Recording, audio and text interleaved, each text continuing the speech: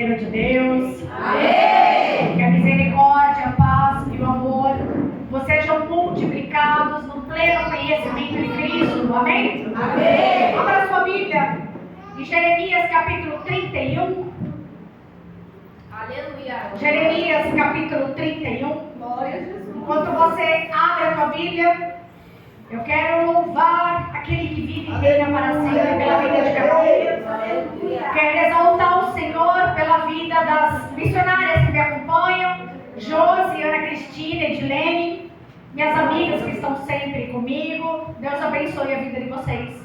Amém? Agradecer pela vida da Vanusa, uma pessoa muito querida, a pastora Juliana. Muito obrigada pelo convite. Obrigada, princesa. Irmãos, não é um texto fácil, não. A hora que eu olhei o tema, eu falei, Jesus me socorre. Porque deixa eu contar para vocês, é um texto escatológico, tá?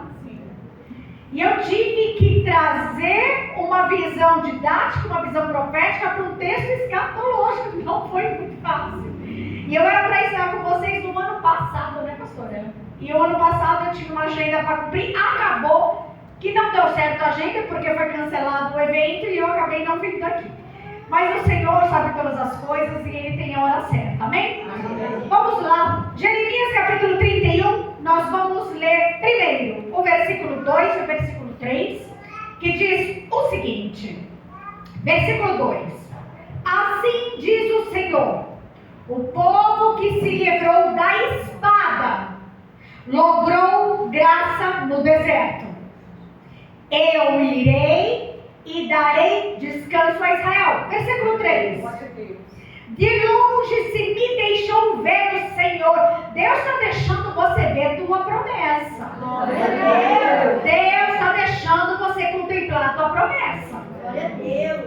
De longe se me deixou ver o Senhor, dizendo, com amor eterno te amei. Por isso com benignidade te atraí. Vamos lá para o versículo 11 agora, que diz assim. Porque o Senhor redimiu a Jacó, ou seja, resgatou a Jacó da mão do que era mais forte do que ele. Você sabia que você tem inimigos fortes? Você luta com inimigos fortes todos os dias, né?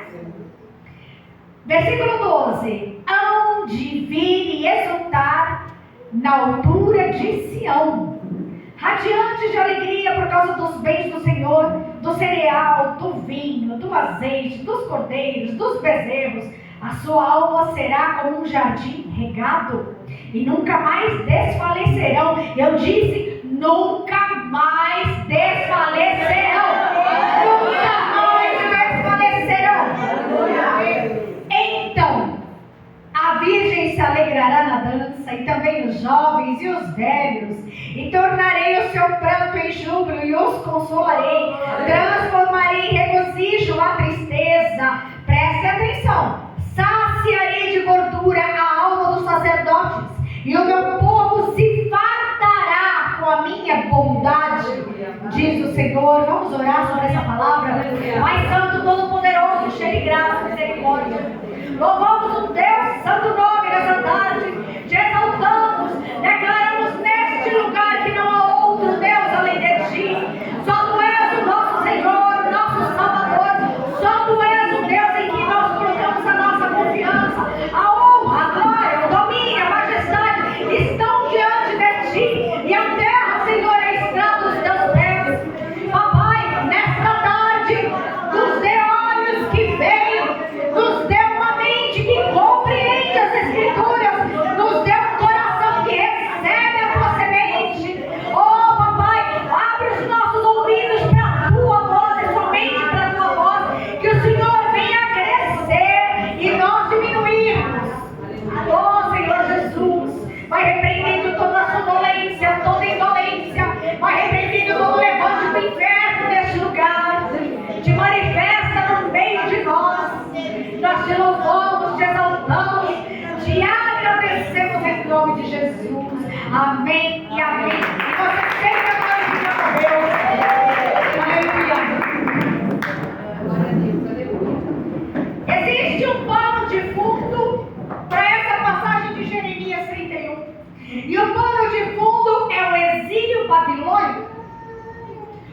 de Judá foi conquistado em 586 a.C. por Nabucodonosor.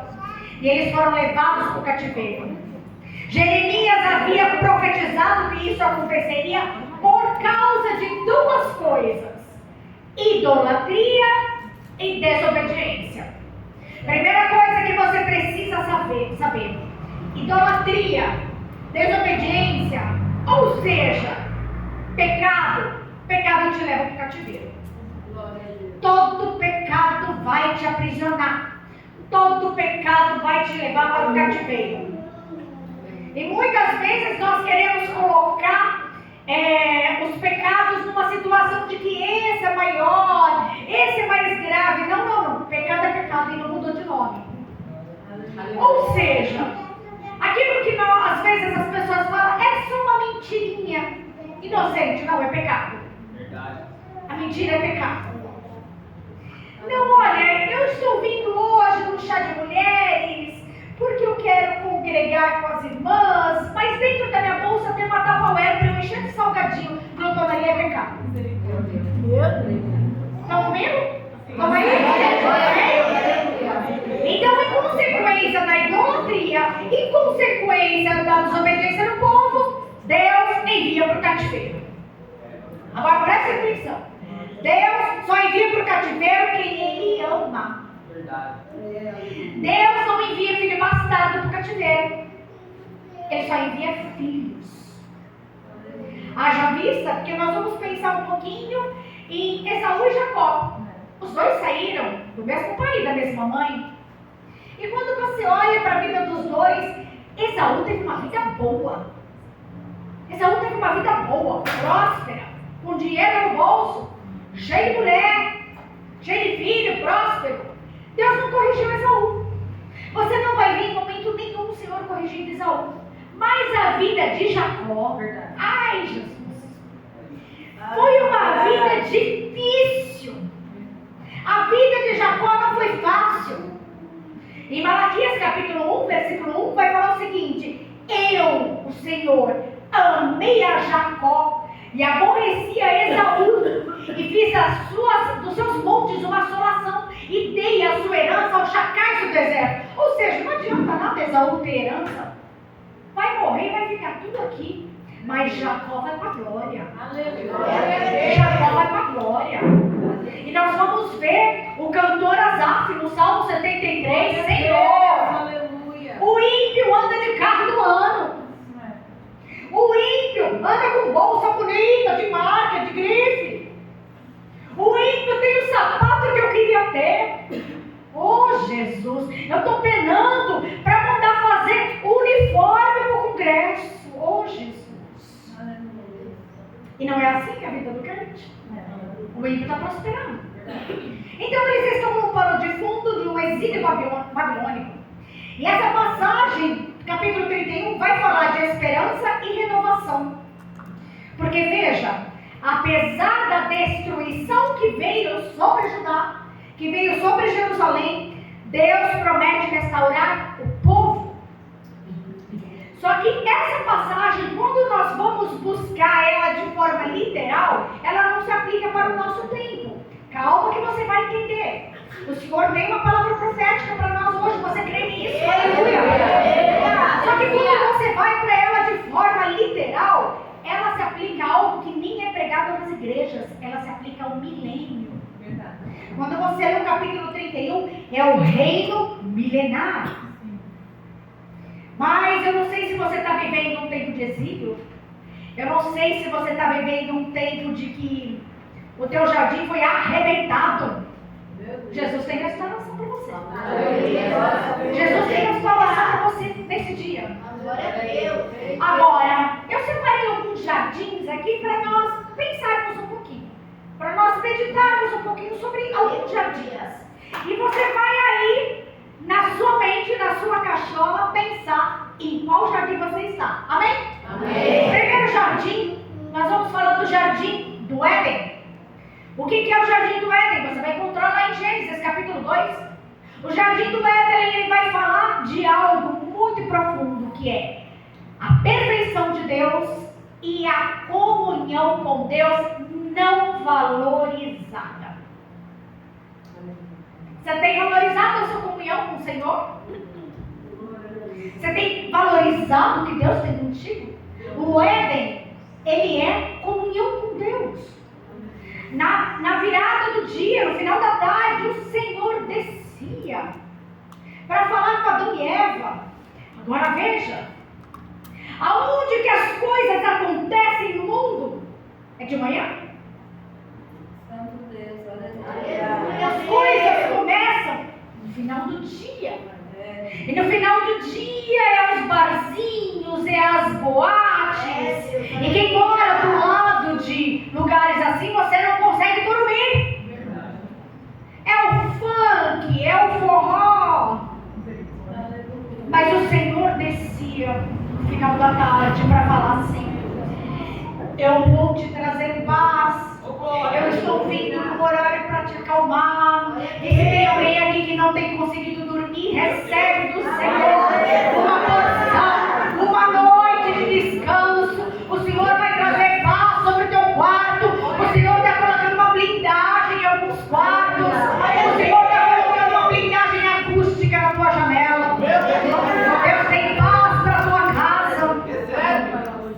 Quando você vai estudar um pouquinho, Flávio Joséfos, ele diz o seguinte, que o Éden, ele era dividido em 4 rios. O primeiro rio é Pison, que significa plenitude. E os especialistas acreditam que esse rio que ele está se referindo é o rio Ganges, hoje na Índia. O segundo rio é Gion, que significa dispersão. O quarto rio é o Tigre, que significa estreito e rápido. E o último rio é o Gion, que significa ele vem do Oriente, e alguns especialistas, o próprio historiador Flávio Joséfos, acreditava que havia o Nilo no Egito. Agora veja, Adão e Eva vão cair, vão pecar, mas antes do Senhor falar, no primeiro versículo de Gênesis, no primeiro capítulo, haja luz, ele já disse, haja cruz. Deus sabia que Adão e Eva iam pecar. Deus sabia. E o Senhor já tinha preparado o seu filho para na plenitude dos tempos redimir a gente. O Senhor sabia disso. Só que nós estamos ainda no jardim do Éden, nessa passagem. E o Éden, ele necessita de redenção e restauração. Eu não sei se no teu jardim do Éden você caiu. Eu não sei se no teu jardim do Éden você pecou.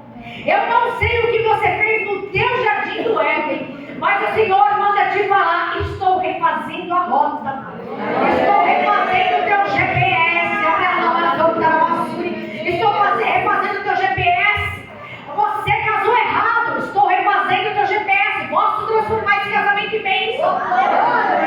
Você ficou grávida, ainda solteira, estou fazendo o teu GPS. Eu tenho coisas ainda para viver na tua vida.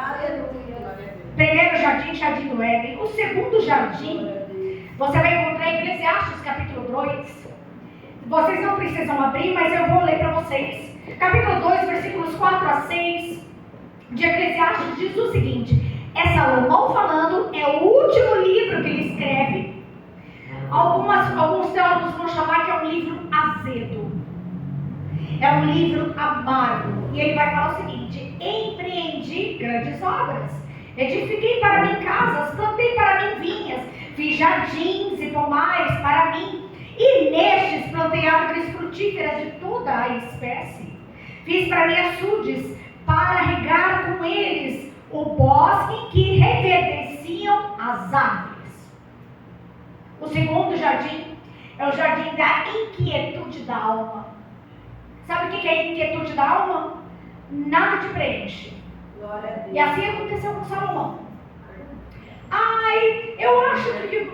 Só Salomão falando, né? Amém. Ai, eu acho que vai me preencher é ter aquele relacionamento amoroso de pura paixão. Não por isso, ele teve muitas paixões. Preencheu Salomão? Não. Eu acho que o que me preenche... Olha, sabe o que eu vou fazer? Eu vou fazer um curso de sommelier. Eu vou ficar especialista em vinho. Porque eu vou saborear um bom vinho. Ai, sabe, prazer do vinho ali com queijos. É isso que eu vou fazer. Preencheu Salomão? Não, eu acho que eu vou plantar árvores. Eu vou fazer um curso de paisagismo. E vou deixar os jardins do palácio maravilhosos. Vou mandar trazer flores raras para plantar nesse jardim. Vai ser a coisa mais linda. Preencheu Salomão? Não. E Salomão vai encerrar esse nosso segundo jardim no último versículo falando: tudo é vaidade. Eu procurei de tudo para me preencher. Tudo é vaidade, porque eu não sei o que você está procurando para se preencher. Mas se o que você estiver procurando para se preencher não estiver alinhado com a palavra de Deus, é vaidade, você vai continuar vazia. Então o segundo jardim é o jardim da inquietação da alma. O terceiro jardim, eu ainda fico com Salomão. E nós vamos encontrar em Cântico dos Cânticos, ou Cantares, no capítulo 4. É o jardim da intimidade desejada. Foi cantado aqui: jardim fechado, jardim selado, és tu, ó noiva minha. É assim que Salomão diz. E eu preciso te perguntar: você tem sido realmente um jardim fechado? Me entenda. Você tem sido um jardim fechado, só que dentro? Vamos lá. Você tem sido um jardim fechado no dia do culto? No dia da festividade? Onde você põe uma saiona bonita, mas se não tem culto, você está de microshort na porta de casa? Você tem sido um jardim fechado? Você tem sido um jardim fechado na frente dos pastores, mas as tuas conversinhas no WhatsApp que ninguém vê? É conversinha enviando nudes.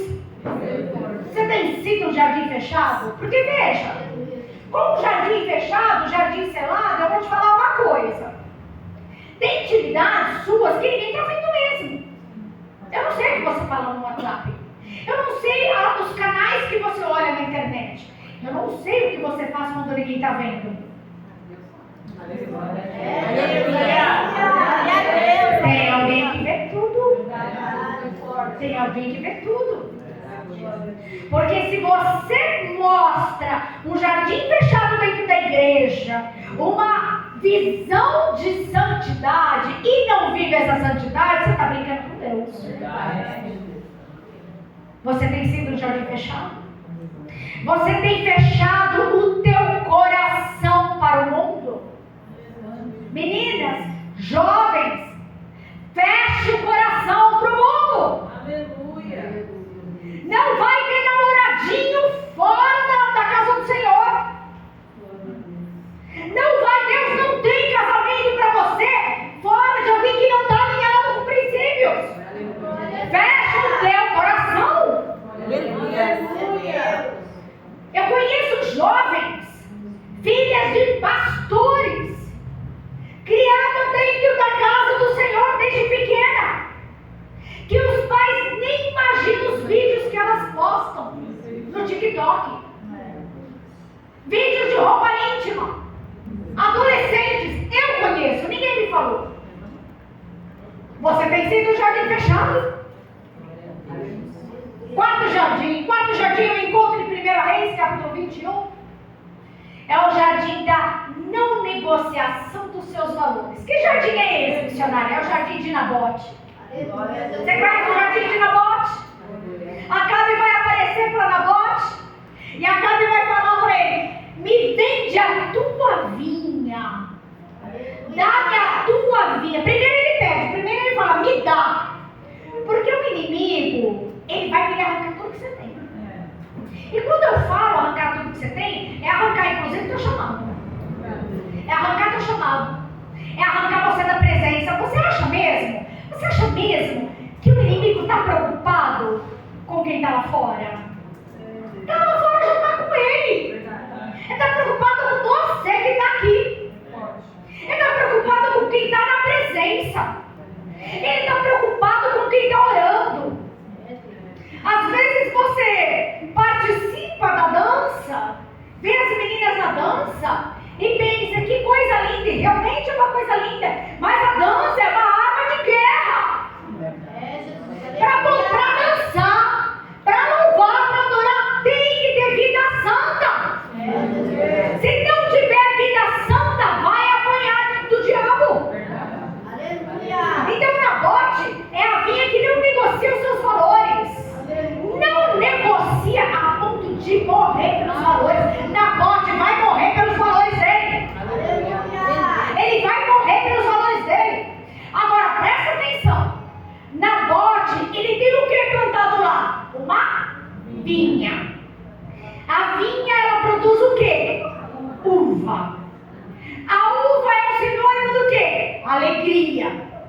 A uva produz o vinho tem o sinônimo de alegria.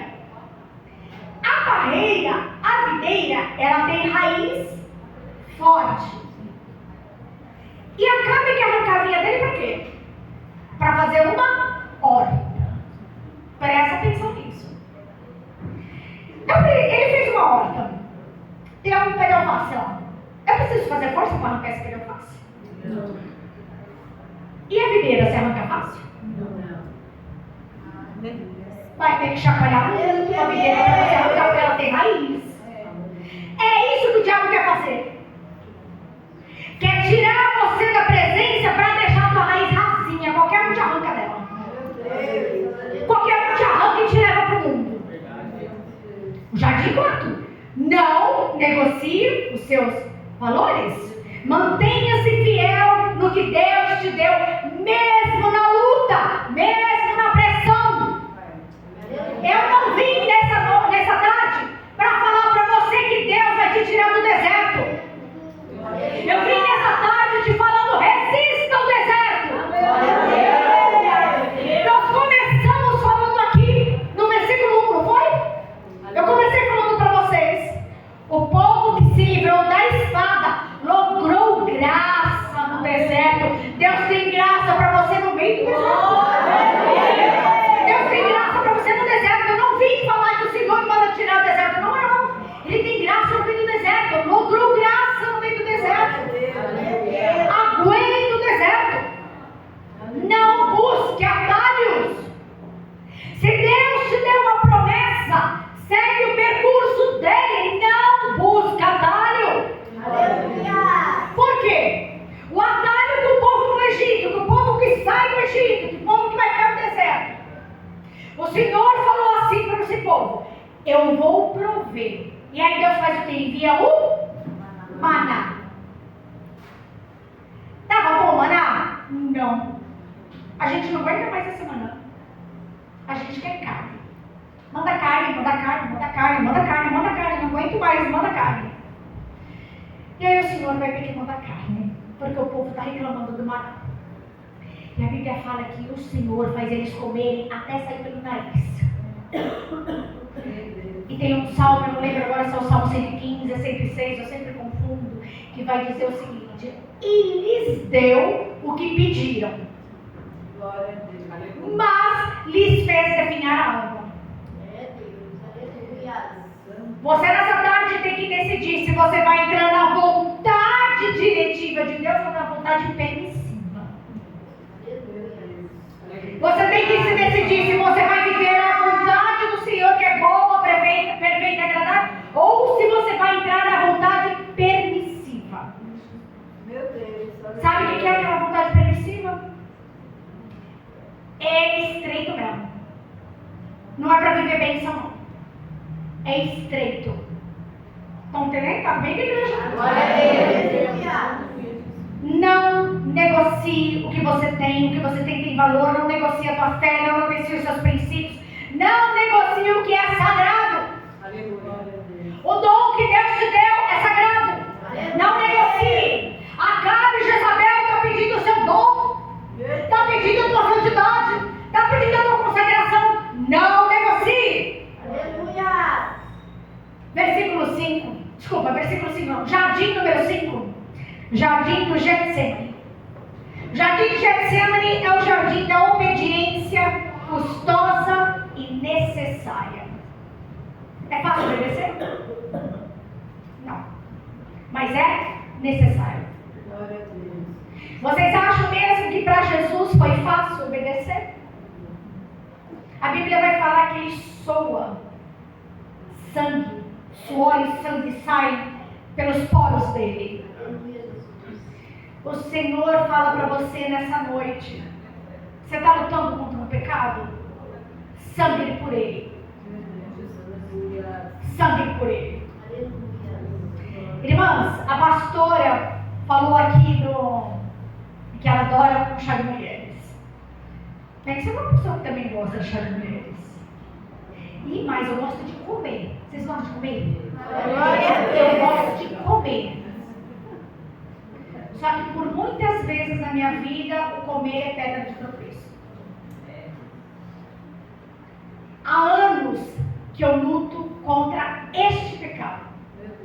O pecado da glutonaria. E sabe quando você ignora você próprio? Você finge que não é com você? Mas a balança está falando que é com você. Então, tá entendendo comigo?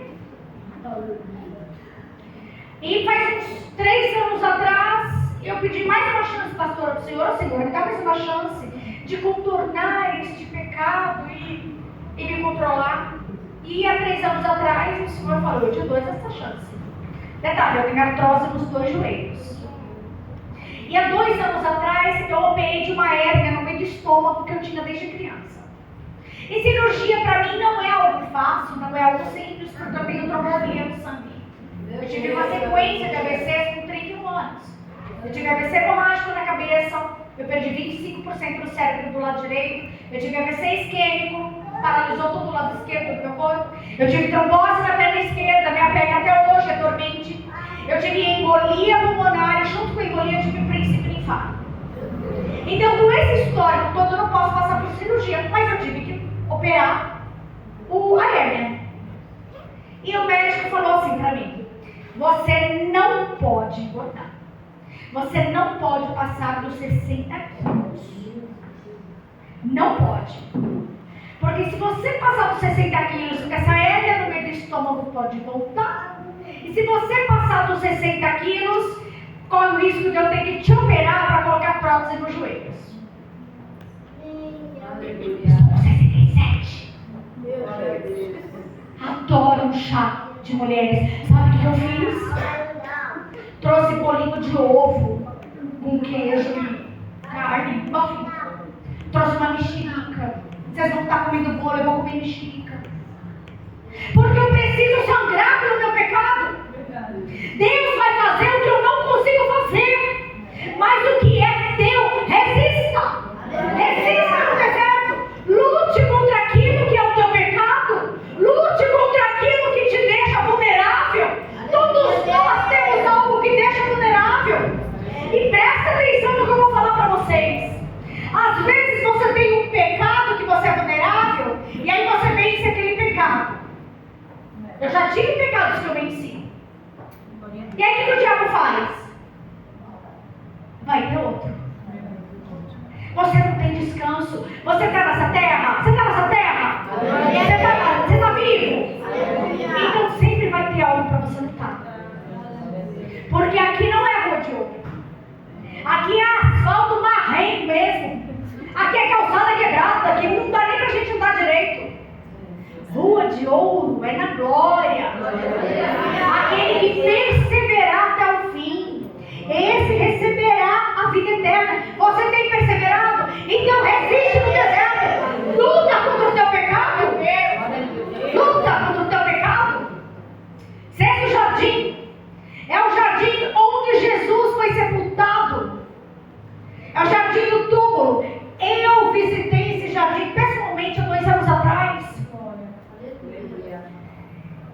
E quando você está numa viagem que vem para Israel, né? Você quer fazer selfie em todo lugar, não é? Você faz a selfie sorrindo. Pensa num lugar que não dá para fazer uma selfie sorrindo. Pensa num lugar que o ambiente é um ambiente de velório. O jardim do túmulo é assim. Você anda por ele e parece que você está no velório. E tem uma árvore lá, pastora, do tempo de Jesus. Ela é torcida, o tronco dela é torcido de uma maneira, sabe, diferente. Ela é milenar, ela é do tempo de Jesus mesmo. Sabe a impressão que você tem? Que a própria árvore está chorando. Então, ele é o jardim da tristeza circunstancial. Eu não sei se você está vivendo uma tristeza na tua vida, mas eu quero te falar nessa tarde, ela é circunstancial. Há 2 rapazes, Cleopas e um outro discípulo, eles estão andando no caminho de Emaús. Eles não sabem ainda que Jesus ressuscitou, mas eles estão andando tristes. E aí um viajante cola do lado deles. Do que vocês estão falando? Como do que a gente está falando? Você não sabe? Você não é daqui não?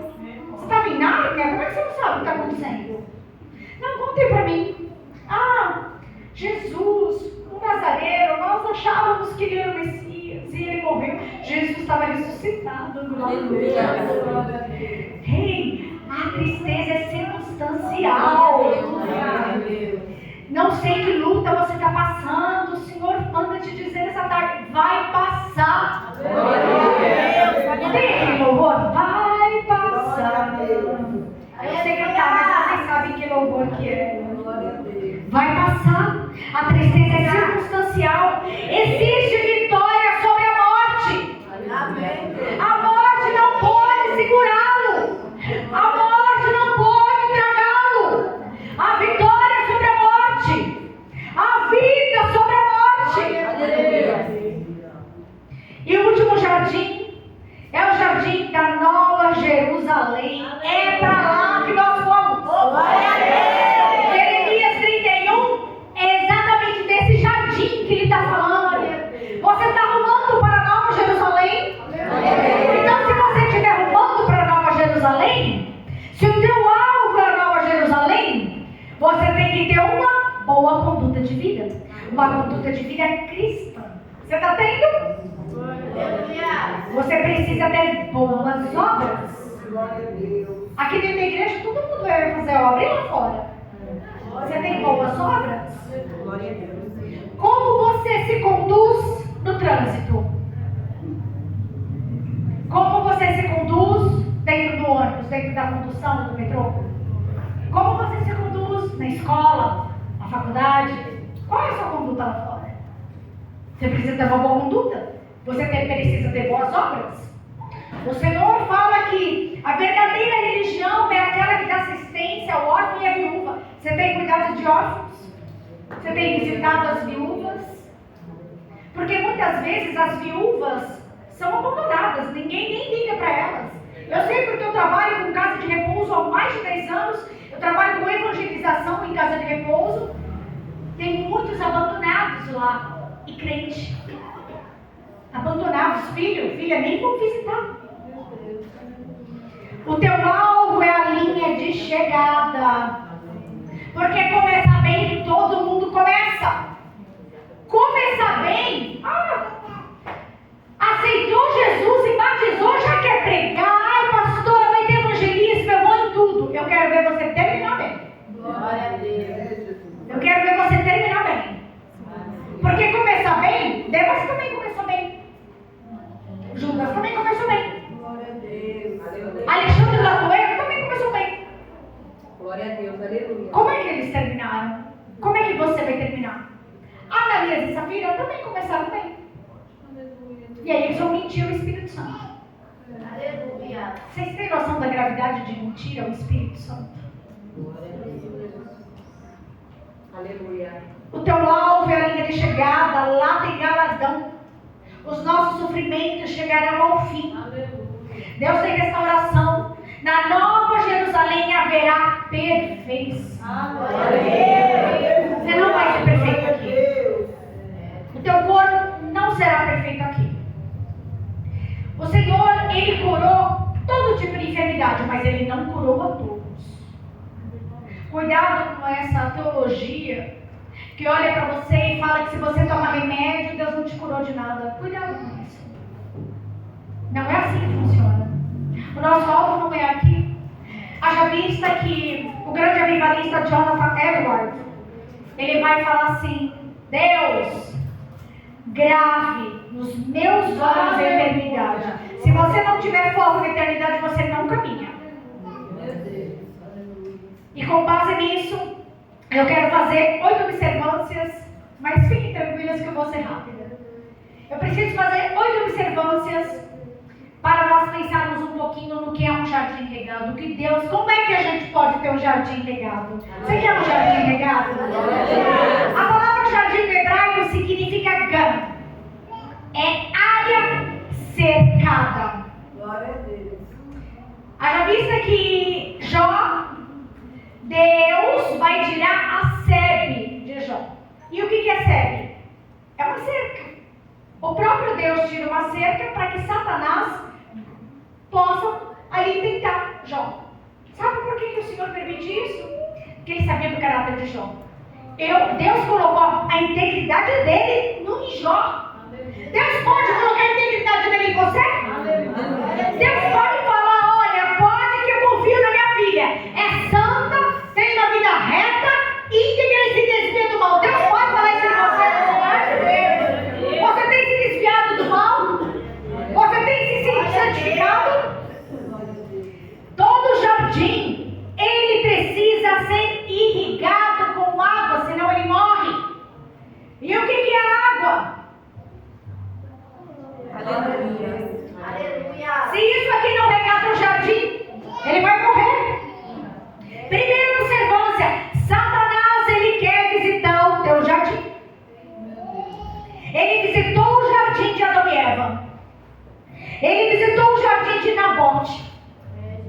Ele visitou o jardim de Jó. Ele visitou o jardim de Jesus no Getsemane. E você acha que você vai escapar? Satanás tem visitado o jardim dos seus pensamentos com ervas daninhas? Será que ele tem lançado ervas daninhas na sua mente? Ele tem visitado o teu casamento? Falando para você, esse casamento acabou, sai fora. Ele tem visitado o teu casamento? Será que ele tem visitado os seus filhos? Falando para você, para de orar que esse filho não vai mais sair da biqueira não. É isso que ele tem feito. Será que ele tem visitado o teu ministério falando para você, você não tem jeito para cantar, você não tem jeito para dançar, você não vai frutificar nunca.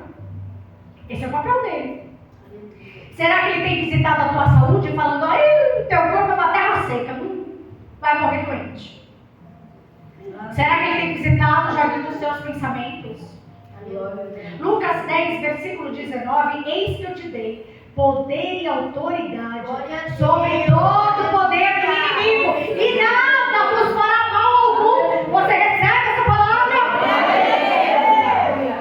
Segunda observância: nenhum jardim se sustenta sem irrigação. Irrigação é palavra.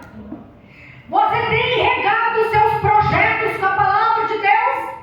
Aleluia. Jó capítulo 22, versículo 28 vai dizer assim: se te projetas alguma coisa, coloca essa coisa diante do Senhor e a luz de Deus brilhará em teus caminhos. Você tem regado os seus projetos com a palavra, porque a fé vem pelo ouvir e o ouvir a palavra de Deus. Glória a Deus. Você tem enchido o teu coração e a tua mente com a palavra de Deus? Aquilo que nós costumamos falar, cabeça vazia, é oficina do diabo. Isso é verdade. Você tem enchido a tua cabeça com a palavra de Deus?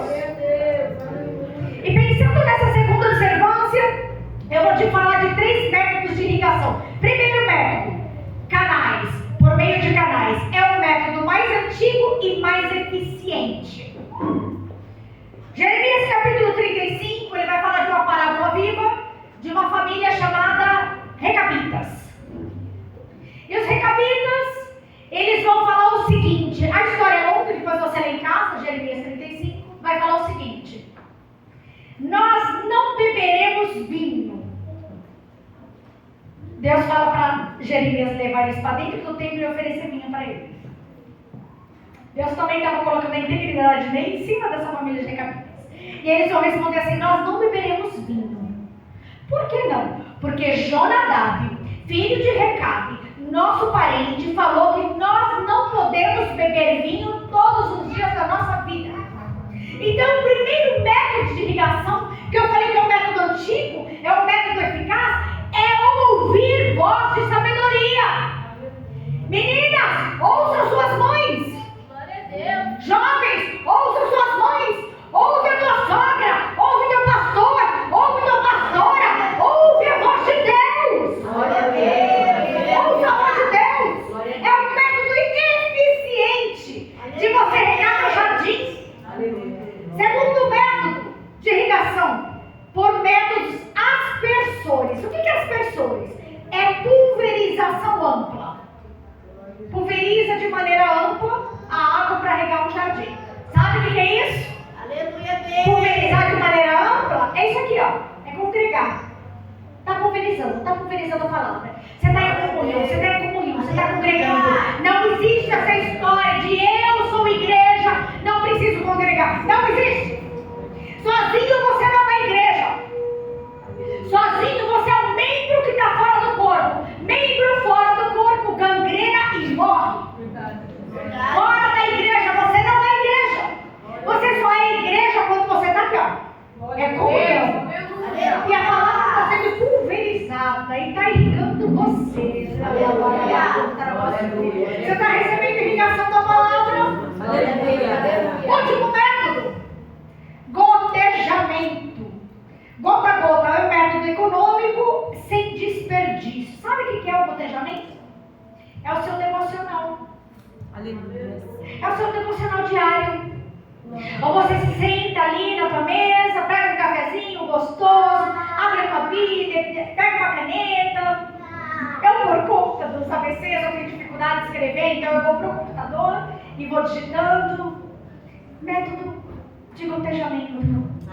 Glória a Deus. E você vai se alimentando da palavra, e você vai irrigando o teu jardim. Eu estou falando com mulheres aqui que precisam regar o jardim, porque se a gente não regar o jardim, a gente morre. A gente morre.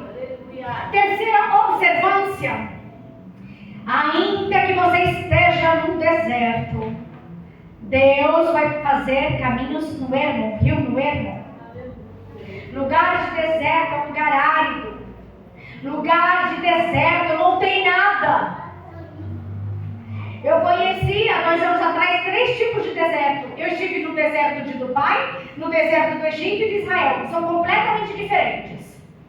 Mas eu vou colocar como exemplo para vocês o deserto em Dubai. É aquele que a gente vê na televisão que chama de Saara. Porque a palavra Saara significa deserto.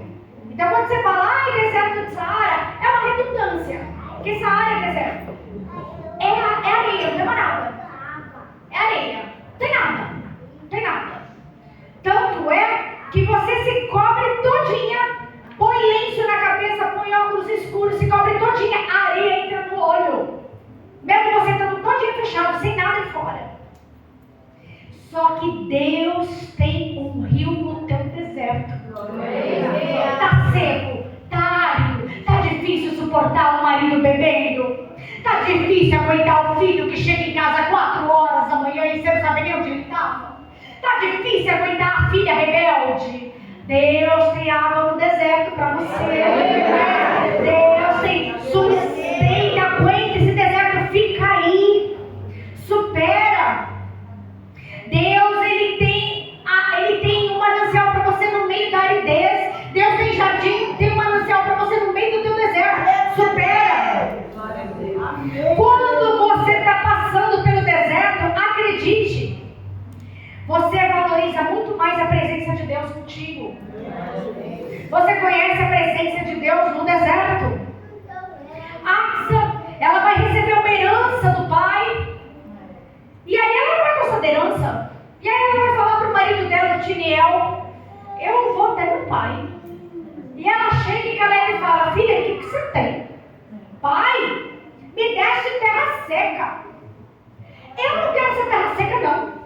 Eu quero fontes de água. Aleluia! E quando ela fala que era fontes de água, a Bíblia vai falar que Caleb, que recebeu por herança o Monte Hermon, ele vai dar fontes inferiores e fontes superiores. Sabe o que é isso? Você sabia que Deus tem para você mais do que você está pedindo? Você quer isso? É a palavra de Deus, é a palavra profética na tua vida. Ele tem mais para você do que você está pedindo. Ele tem muito mais. Quarta observância: quem você tem deixado passear no teu jardim? Eu lembro da parábola do semeador. E quando fala do terreno pisado, sabe? Quando joga sementes à beira do caminho. Sabe o que é essa beira do caminho? Imagina que você tem uma árvore.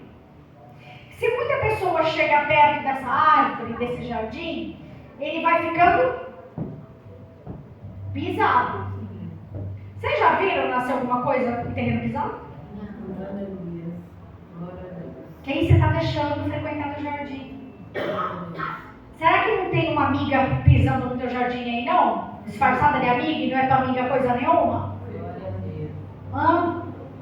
Será que não tem um rapaz pisando no teu jardim e você achando que ele quer casar com você? Ele não quer casar, ele quer outras coisas? Quem que está pisando no teu jardim? Quem está andando no teu jardim? Quem você está deixando chegar perto do teu jardim? Imagina alguns homens corretos, direitos, que trabalham corretamente, e esses homens fazendo uma travessia, o barco estava virado em uma tempestade terrível. E esses rapazes vão falar: o que está acontecendo? Deve ser um Deus. Eles não conheciam o Deus de Israel, presta atenção. Não conheciam o Deus de Israel. Não, deve ser o Deus de alguém. Deve ser o Deus de alguém. Como é que isso veio com a gente? Aí, sabe quem é o cara? Jonas. Está escondidinho lá no barco, em desobediência. Se você deixar entrar no teu jardim alguém em desobediência, vai ficar no terreno pisado e não vai nascer mais nada. Presta atenção no que você anda. Faça aliança com quem tem aliança com Deus. Faça aliança com quem tem a mesma visão que você. Porque visão mais visão dá divisão. Faça visão com quem. Faça aliança com quem tem visão com você. Sexta observância: o seu jardim é para a glória de Deus ou é para ostentar uma vida irreal? Será que você vem para a igreja ou você vem cultuar? Há uma grande diferença aí. Você está na presença de Deus ou você está só para se aparecer com as irmãs? Você está na igreja porque você ama o Senhor, você veio nessa tarde porque você ama o Senhor, ou porque você quer esnobar uma irmã que você não gosta muito? O seu jardim não é para ostentação. Não é porque Deus abençoou você e não abençoou a sua irmã ainda que você vai tripudiar. A vista que não foi abençoada vai chegar. Se você é cristão, você sabe a tua vida é de altos e baixos. Quem mais tem vida de altos e baixos aqui? É só eu? Hoje você está embaixo. Abraão foi assim. Foi uma montanha russa a vida de Abraão, sim ou não? Sim. Então não tenha vida de ostentação. Entre na igreja para cultuar, não para ostentar. Você tem sido um jardim fechado? Eu perguntei para vocês agora há pouco. Sabe qual palavra que é aqui quando fala de jardim fechado? Ferrolho. Ferrolho você não abre fácil, não. Coloca um ferrolho no teu jardim. Que você tem um jardim com ferrolho que ninguém entre assim, não. Que entre no teu jardim, eu quero liberar sobre a tua vida. Que entre no teu jardim só quem o Senhor quiser que entre. Somente quem veio da parte de Deus entre no teu jardim. Sétima observância. Eu estou caminhando para o final. Você tem sido vigilante no jardim que Deus te deu? Jesus no Getsemane, ele vai vigiar. E aí ele vai chegar para os amigos dele, Pedro, Tiago e João. Vocês não puderam vigiar uma hora. E aí você vai orar. A tua única oração do dia, ou é na hora de dormir, ou é para agradecer o alimento e acabou. E aí Jesus olha para você. É sério? É 5 minutos de oração? É sério mesmo? Deixa eu falar uma coisa para você. Cuidado com o que as igrejas falam hoje. Ai, Jesus não quer quantidade, quer qualidade. Ele quer os dois. Jesus quer qualidade sim, e quer quantidade também. Uma coisa é eu falar com o Senhor, lavando louça. Não, veja, presta atenção, não estou falando que é errado, tá bom? Você pode lavar a louça falando com o Senhor. Você pode fazer comida falando com o Senhor. Mas Jesus gosta tanto quando você se desliga do mundo só para Ele. Sabe aquele restaurante bacana que você vai com o teu cônjuge? Um restaurante bonito, com comida boa, tudo bonito. E ele está lá, mexendo no celular. Mas ele está perto de você. Mas está mexendo no celular. Alguém quer um encontro assim? Não, né?